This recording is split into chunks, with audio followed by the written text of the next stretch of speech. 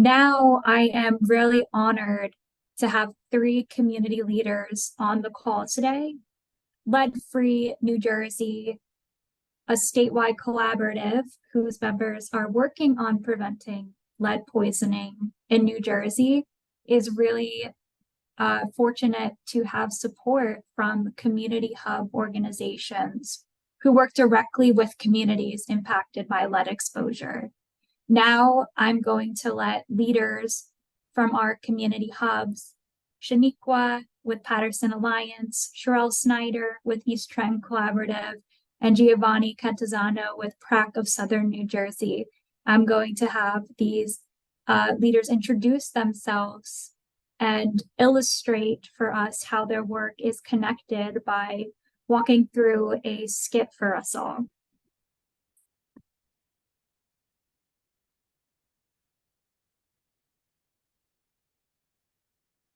Okay, for the purpose of this skit, I will be a community member, and I will begin. I'm going to ring the phone, so excuse my attempt at sounding like a phone. Ring, ring, ring. Hi, thank you for calling the Paterson Alliance. How may I help you? Hi, can I speak to someone that knows about lead? I found your information from a flyer you handed out. I'm interested in getting my daughter tested because my sister mentioned that my niece, who lives in Trenton, has high levels of lead in her blood. Yes, I am Shanikwa Lemon, the program manager for Paterson Alliance. We are the community hub for Lead-Free New Jersey. Our main responsibility is to help get the word out and share resources about lead poisoning and remediation. I have an information card that I can text or email to you. It has locations that you can go to get your daughter tested, specifically in Paterson. May I please have your contact information? And also, your sister should connect with the community hub in Trenton. She should reach out to Shereyl Snider. Please learn more and reach out to Shereyl for their services and their support. Okay, awesome. Thank you so much, Shanikwa. I will definitely come in to see you, and I will have my sister give Shereyl a call. Okay, I'm now the sister. We're twins. Ring, ring, ring.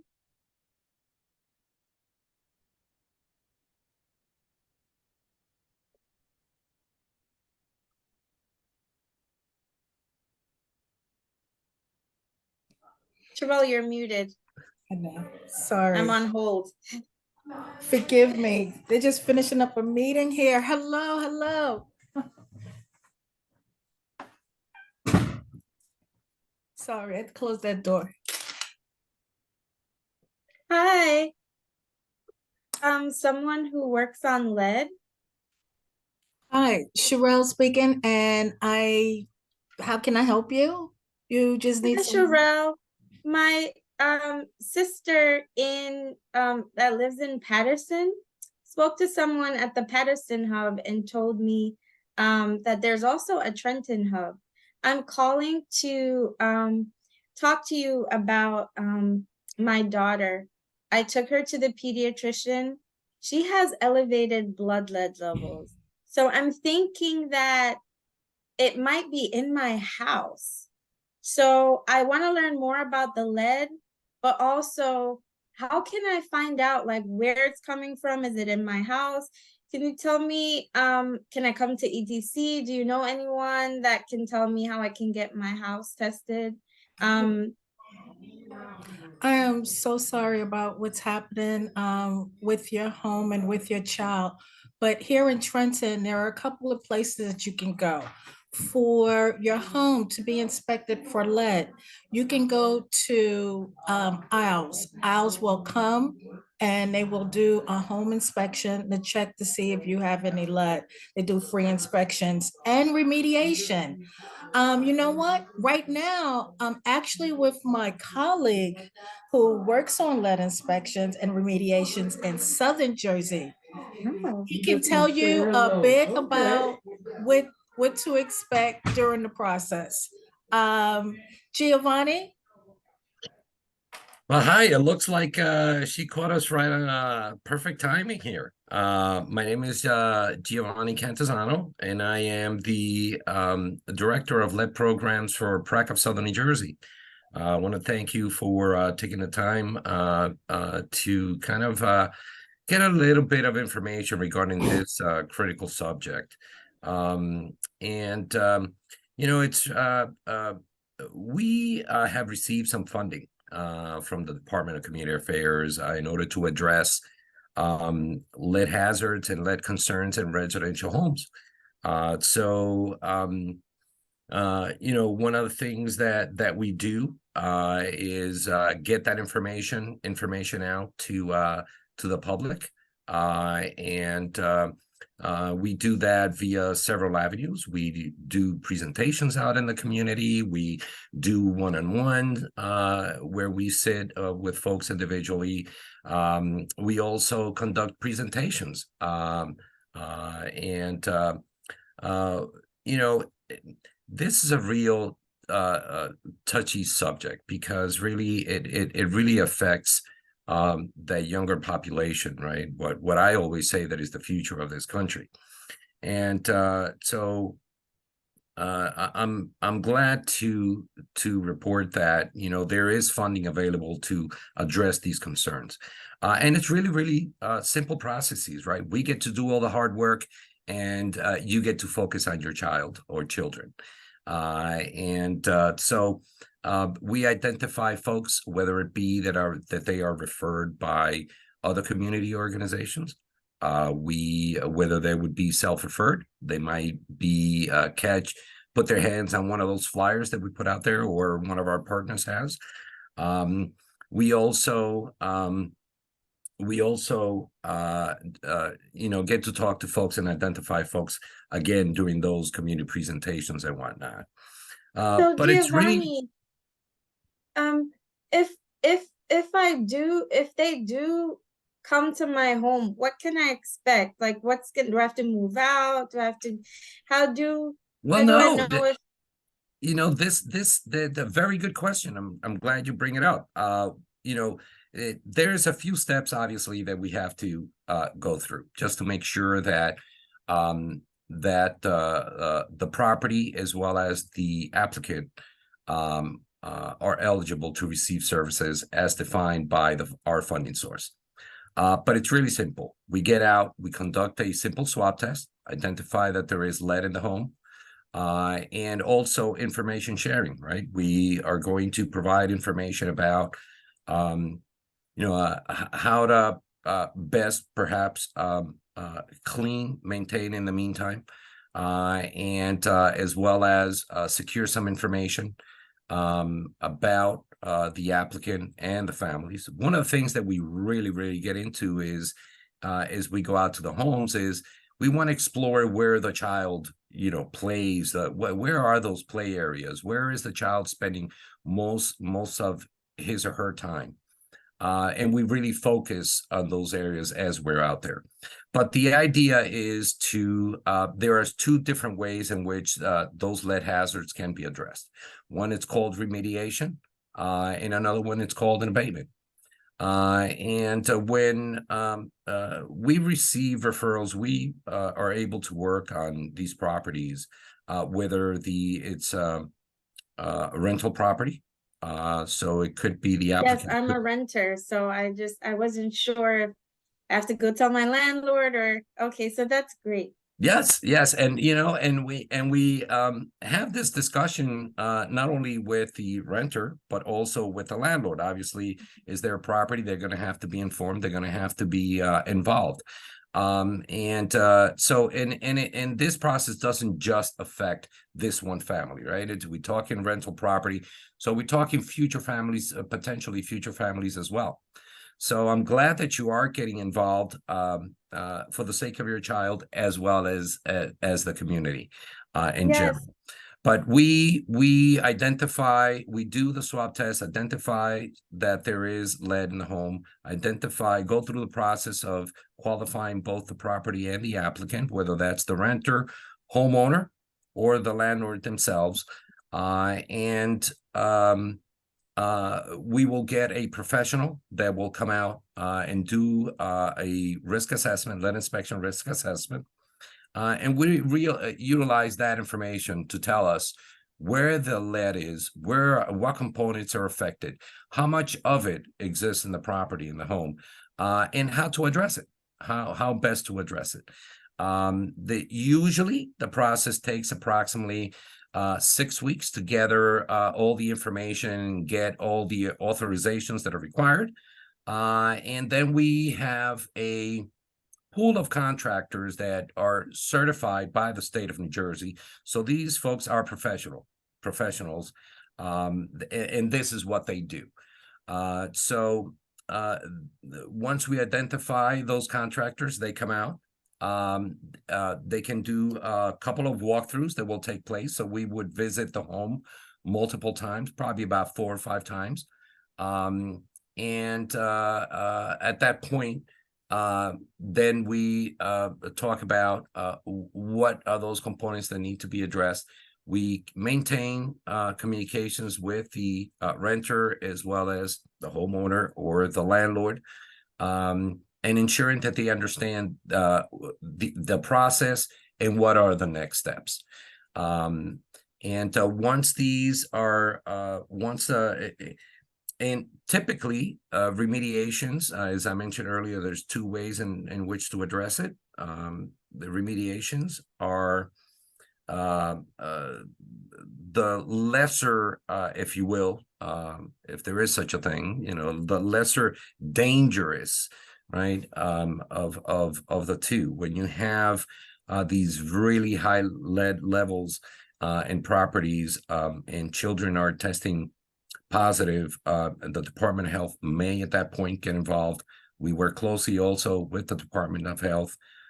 We currently operate these programs out of Salem County, Cumberland County, and Cape May counties. So we work closely with those departments. Well, thank you so much, Gio.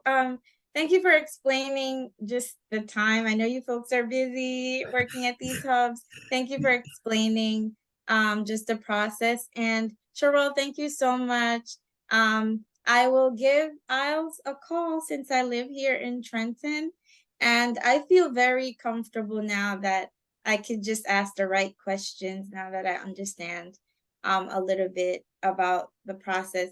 And I'll let my sister in Paterson know that you guys were really helpful, so she can thank Shanikwa. Yes, please help us spread the word. This is very important work. Yes, I will. I'm gonna let all my family get their children tested, because if my daughter can have high lead levels, then it's possible. So thank you so much. And Shereyl, I'm stopping by the East Trenton Collaborative to get some of those flyers. Please do. Thank you. And scene, Cassie, back to you. Thank you all so much. Now, we would love to have everyone in the audience think of a question that you can ask, and you can come off your microphone, raise your hand, or put your question in the chat. So does anyone have a question? Or a comment? Any reflection on what you've heard? Anything you've learned that you didn't know before? Any clarification about what we've been discussing? Hello? Yes. Yeah, my name is Lawrence. I just want to know if they still use lead in canned goods? Because I heard if you dent a can, and you get a dented can of a canned good, that lead be exposed to the food. Is that true? I see Kari, do you have a response? Yes. No. Again, canned goods that come in, that are regulated, that come into your regular grocery stores. They used to be soldered with lead, but they're no longer soldered with lead. So again, if you're buying canned goods from bodegas or some of those dollar stores, that a lot of those items are not regulated. So again, you want to, as much as possible, just stick to your regular grocery stores. Thank you. We have a, oh, yes, sure. I have a question that's been on my mind. You know, I'm advocating all the time, you know, get the lead out, know your levels, get where to go to get your home tested or whatever. So now, once the levels do come back in somebody's body that it's high, like maybe 5 micrograms per deciliter or above, what happens? Rosa has her hand up. That is a great question. I'm glad you asked, because a lot of times, and we're pushing for this, right? Get the children tested. Health department is doing a lot of outreach and making sure that they get their kids tested. But then what happens next? And that's where we come in. And I'm always advocating to have some type of marketing material where the second stage or the second step comes in. And that is partnering with organizations like P.R.A.C, like C.A.R.C, like IOS, who actually do the work and go into the homes and assess them and take the lead out from the paint. Now, something very exciting that I've been touching on lately is the soil. And what we can do, making it affordable to remediate, not just put a Band-Aid and put more soil on top or cover it with mulch, but actually either do a biochar or grow tropical grass. Obviously, in New Jersey, we would have to wait until the climate gets better in order to do that. But it would be very important to have those connections with organizations that have the hands-on, that do the work, that do the construction piece of it, to make sure that they are not only getting tested, but also in receiving the education, but also having a healthier home. And this can be tied into not only the remediation or abatement, but potentially the weatherization program, depending if the organization has it. So I think there's a lot of synergy that can happen, and it's just a matter of putting the resources and that marketing material together to make sure that we're providing a wholesome approach to the families, and not just saying, here, go get it tested, but that's it, you know. So that's my my 2 cents. And if anyone has any questions, please feel free. Any county, there's city, municipalities, they have the grant. And if you want to know if at the renter, there's a couple of things when it happens. If you're a renter, depending if it's a multi-complex where there's more than 4 units, unfortunately, we can't touch it. But if it's below 4 units, duplex, single family, we can definitely go in there and do the program with them. So in the chat, I did put a couple of things of the qualifying that they have to meet the criteria, but it can be done with landlords, renters, homeowners, and undocumented individuals as well. And the other thing to keep in mind is that these families can also work closely with their pediatrician. Nutrition is critical for eliminating the lead from the body and bringing those lead levels down. I mean, you know, the lead is so dangerous that once it reaches a certain level, children will have to be hospitalized. And we certainly, P.R.A.C of Southern New Jersey, along with other partners who are present here in this discussion, you know, it's one of the bigger concerns, right? I mean, this is why we all do this work. And so it's important that the parents are educated and do continue to work with their medical professionals. This is extremely insightful. Thank you. We're really fortunate on this call to have Geovanni and Rosa, who are actually doing lead remediation work and going into families' homes. There's another question in the chat related to this topic about the data reporting for lead remediation. So throughout this process, is there data reporting and sharing? I imagine there is some with GCA is tracking, you know, the program. So can you speak to that a bit?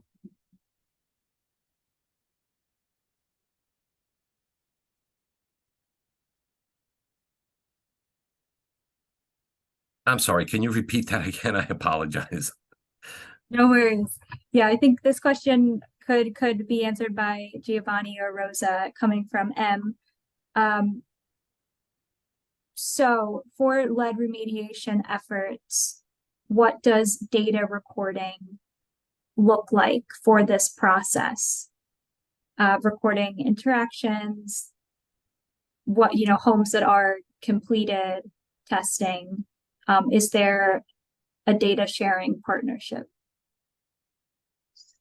Well, I mean, one of the things that I can say is that there is information that is reported to the funding source, and I'm not sure on their end what they're doing with this data. I can imagine that they are looking at this stuff rather closely, but we also have to be careful and are careful to you know, maintain confidentiality as much as possible. I want to make sure that you know, the information that is shared is not so much regarding the individual families, but more so about the work that is being done in the locations in which is being done. So I think that, you know, there's a careful balance there they want to keep, that we keep in mind. But yeah, the type of work, I mean, from the category, whether it be a remediation, whether it be an abatement, whether it be whether there is in fact someone, a child who has been affected, or we are simply just identified a property that contains lead-based paint, and want to mitigate the concern as soon as possible for the current and future families. We also report from the type of materials that are being used. We report the type of components that are being addressed, you know, and things of that nature.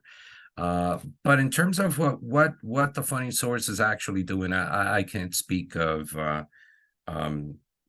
intelligently about that. I apologize. Thank you. I think, yeah. Go I ahead. just want to add something. So yes, there is data reporting that gets done when it comes to the state, because we have to make sure that they actually qualify, but at the same time, they look at that data to determine what is how much funding is out there and what type of areas or counties and the population when it comes to that. When it comes to a public group, that if they want to see the data, that is a different subject, because like Geovanni said, you know, you run into the issues of sharing certain things. However, there is a way that we can go about that. We're not sharing too much information, maybe just the zip codes or the addresses, but not the name or the date of birth, all of that, which we have shared that information of the 2022 cases that we had completed, which were about 56 and 48. So we have shared those with a group of professors that are doing some research on the growth of grass that potentially can take out the lead from the soil. And again, that was very just the addresses, names, and the phone numbers. So in that case, there's certain things that we can collaborate with. And I think there was a group trying to map out all the areas of the lead throughout New Jersey, and I don't know where that is at, but that's what we have. Thank you. I like to share theirs. I just saw one of the questions that popped up. Under what conditions does a property not meet the requirements? Well, there's roughly, I'm going to say roughly about maybe about 14 or 15 things that we consider when we're looking at a property. But the most important, obviously, is that the property be built prior to 1978. And two, as I mentioned during the skit, one of the first things that we do is we conduct a home visit and we do a simple swab test. That is to determine if there is in fact any lead in the property. So those are the two major things I think that will get things rolling, if you will, as we look at the property itself.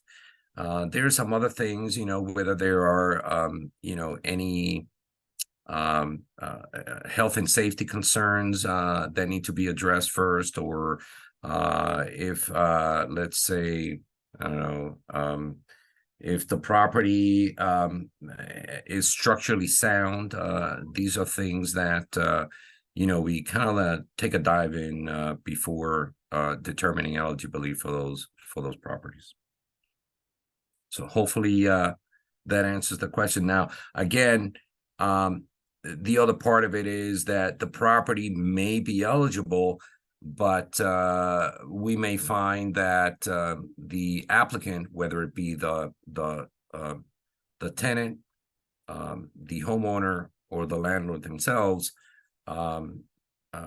may not be eligible, and that may be due to income or some other simple reasons that will prevent us from being able to move forward, at least for the time being. That's a really, really helpful and detailed response. Thank you.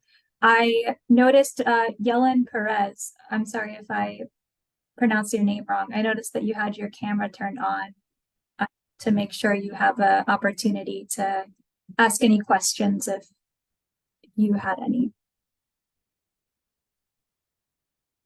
But if not, Jyoti has her hand up. Thank you, Cassie. I wanted to circle back on the data question, and especially what I think Rosa was also alluding to. New Jersey has a, it's called Potential Lead Exposure Mapping Tool, which was put together by New Jersey Department of Community Affairs, that's DCA, Department of Health, DOH, and I believe DEP. So it was 3 agencies coming together, sharing data, creating a map that helps you see potential lead exposure. And I'm just going to put that link into this website. It's like a map that you can use to zoom in and see, which places have more lead exposure. Each of these state agencies shared some data, and then I think stripped things so that confidentiality is maintained. And it's a tool that can be used by advocates on the ground to get a sense of where the exposure is. That then leads to targeted intervention, support, and services. I'm not sure if, Rosa, this was the tool you were pointing to, but it occurred to me that I think this has been launched. They were working on it. Yes. Thanks, Jody, for pointing it out and bringing it up. The CDC also has a pretty good tool that shares information about municipalities and municipalities, counties, and states and whatnot. And it also shows the rates in which kids are coming out positive and things of that nature. So it is a pretty good tool to utilize as well. Unfortunately, I Awesome. don't have that link. Sorry. Shereyl, I really want to know, what does your shirt say? And why do you have what does that mean to you? Why are you wearing that shirt, and how are you getting the word out to your community? So get the lead out of Trenton. Trenton, the industry that used to be here was pottery, glazing. We even had a lead smelter. So the lead levels in this area are out of control in our soil. In the soil, we have high concentrations of lead. In our lead service lines, they are leaching lead because they're old. They're either made of lead or they're galvanized, and they have the lead solder and the home. So we have lead in the soil. We have lead service lines.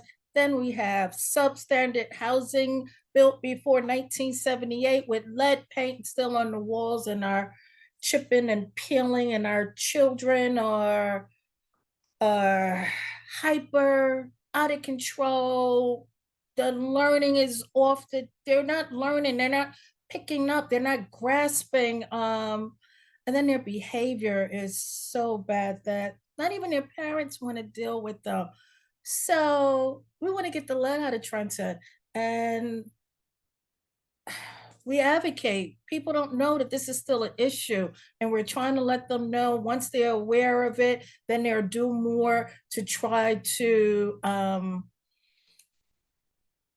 remediate. So we can't do it alone, but the East Trenton Collaborative grassroots organization is working with big organizations like Rutgers Institution, where they'll come out, do the testing with us, and show the residents how to do the testing. And then Rutgers will take the soil, or we will have a phlebotomist to test lead in the blood as well.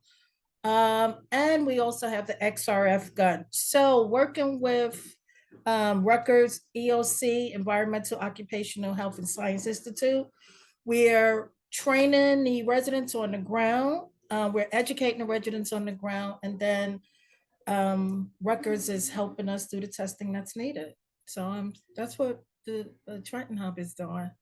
You know, and if I EPA, we're working with the Environmental Protection Agency. So that's to be continued. and if I may piggyback on that, you know, that there are some folks on this call that are community members. And these are the individuals that really bring it. These are the folks that, you know, have the power to get out there and, you know, and transform what's happening, even expedite what's happening.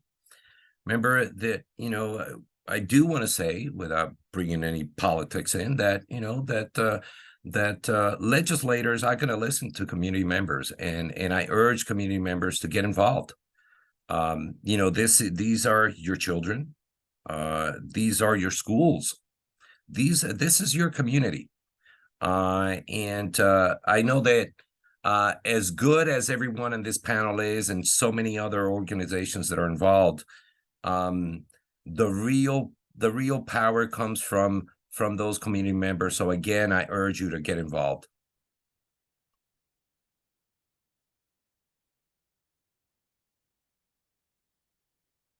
And that's all I got. Can you follow? I don't know how you can follow that up. Yeah, sorry, someone's speaking. I'm sorry, Cassie. I was just saying it takes a village. Yeah, it does. I mean, our children, they don't have any power. We have to fight for them. They don't even know what's happening. We have to be the voice for them. We have to fight for our environment. We're trying to take care of the environment, our children, and our seniors. But I have a question. Let me ask this. The question I asked before, we're advocating, get the lead out. Once we find out that there is lead in the home, we can get somebody, ILS, a contractor, to come to do the remediation. Okay, in the soil, we can put some grass, do a clear off two top feet. In the water, we can change the lead service lines to have more better clean drinking water or put filters. But what do you do when the levels are in the blood? They're not extremely high where you don't need chelation, but it's there. And it may not just be a child. We may have the lead levels high in an adult. What do we tell them to do? I don't know. I got stuck right there. Like, how do I tell them to remediate? I don't know. I think Kari can jump in and address that question. And then after that, there's another question about drinking water tests that Deandra might be able to answer, but Kari. Okay, so once it's determined that a child has been poisoned and they have a lead level above 3.5 micrograms per deciliter, the first thing you want to start is what's called interim controls. And that is when you start to clean. Again, you want to use something, simple cleaning solution, paper towels, if you have gloves available. And I want to say this, and this is a great question, Shereyl, that we have regional coalitions, and I know that the Southern Coalition and the Northern Coalition that partner with the health departments, that they have cleaning kits. And those cleaning kits have natural solvents, vinegar, water, those kind of gloves, towels. So again, getting back to my main point is you want to clean. You want to clean the painted surfaces. Lead, again, it's heavy, it's sticky, it's not visible to our eye, but it's there. Clean your floors, porch floors, living room floors, remove your shoes, wash your children's toys, wash their hands. Specifically, if you don't open your windows still breathe, and lead dust gets on the seals and it falls to the floor. So that's why we always talk about cleaning. That's primary. Washing hands, that's primary to help. And like Geovanni said, diet. That diet helps to reduce the absorption of lead. So those three things are keys to helping to keep the lead levels down until you can get a remediation team to come in and do what needs to be done. Thank you, Karen. Am I right in saying that I think that Walter Diaz might have had a question about, did I get that right? Parts of New Jersey that provide technical assistance around this issue? Did I get that right, Walter? Oh, that was a question. I wanted to know where across New Jersey Kari provides technical assistance. Kari, would you answer that? And then I'll answer the question about the water testing kits. So I provide technical assistance across New Jersey. Central New Jersey, Northern New Jersey, Southern New Jersey. A number of people on the call I have worked with and I have partnered with, and we continue to work together. So yes, Geovanni, but across New Jersey, that's, if you need support, if you need resources, yeah, I want to provide as much technical assistance in terms of providing resources, helping you develop and expand your programming, anything that I can do. So I'm not limited to any particular area. Thank you. Regarding the water testing kit, it must specify that it tests for lead. There are combination kits where it will give you like a stick for bacteria, for different things in your water, but it should specify on there that it tests for lead. You will see that. And I would recommend that you call your water system first and ask. Sometimes they just provide you with a kit if you need it. Sometimes they'll send you a kit or something to collect a sample, and you can drop it off at a nearby lab and they'll let you get the result. But even somewhere like Amazon, you can get a simple kit and test for that. And this wasn't a question, but same thing with filters. It must specify that it filters out lead. So there are filters, but some of them pitcher filters, but it must be one that actually filters out lead. Same thing with the test. It must say that it tests for lead. Rosa has her hand up. I don't know if that was prior or Yeah, I just wanted to mention something. I know that someone mentioned the coalitions, I think Carrie. There are different coalitions throughout the state, but also something that I would love if you can spread the word is the New Jersey State Interagency Group. And that is the entire state, different organizations, they meet. It's not every month, I believe it's every quarter that they meet, and it's with the health departments, it's throughout the state. So Shereyl, if you want to be involved in that, is very important, especially because we should have different perspectives in that meeting as well, and different type of organizations that do different type of work. There's data reporting on that group. There's early childhood or early childhood prevention screening, and I forgot what the other group, there's different committees within that group, but it's pretty it's something that I would hope to see more people get involved with that. The next one, it is on December 7th. It will be in Hamilton, and it's from 10 to 12.